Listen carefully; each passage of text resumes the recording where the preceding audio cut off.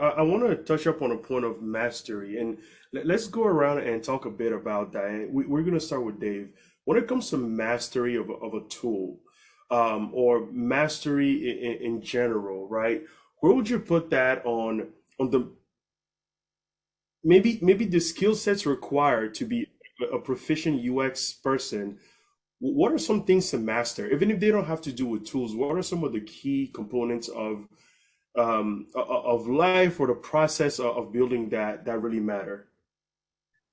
Yeah, I don't feel like I'm a master of anything. I'm pretty good at a few things, but a master, no. Like, and even as someone who works for Adobe, like people will ask me the most obscure at trade shows and stuff, like, well, how do you do this Photoshop filter thing? And I'm like, I have absolutely no idea. I didn't even know that existed. So when you go three menus deep in Photoshop, it gets kind of scary there.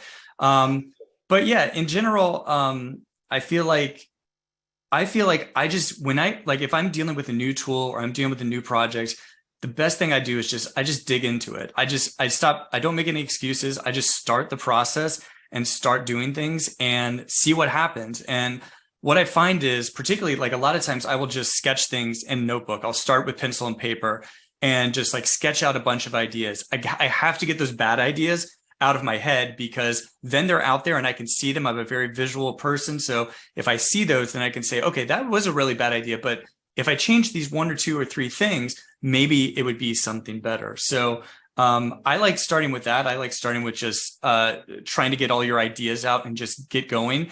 And then like I said, with the design, not designing a vacuum, I do open it up. I feel like my best work is when it's a collaborative process, when it isn't just me on top of the mountaintop saying, this is the design and this is how it should be. No, because a lot of time my designs are terrible. They're bad. And the good thing is though, I can do I have the excuse of then doing research and user testing and saying, oh, well, that was just to get this particular response. And now it'll lead to a better design. And you could just continue repeating that process over and over again. And, no one will know you're a bad designer, but, yeah, so it's a process. And honestly, I don't have one framework that I apply to every single project. Like, I really think it depends on the size of the project, the scope on the project, the audience, what you're doing. I try to be adaptable basically to whatever is thrown at me. Yeah, that's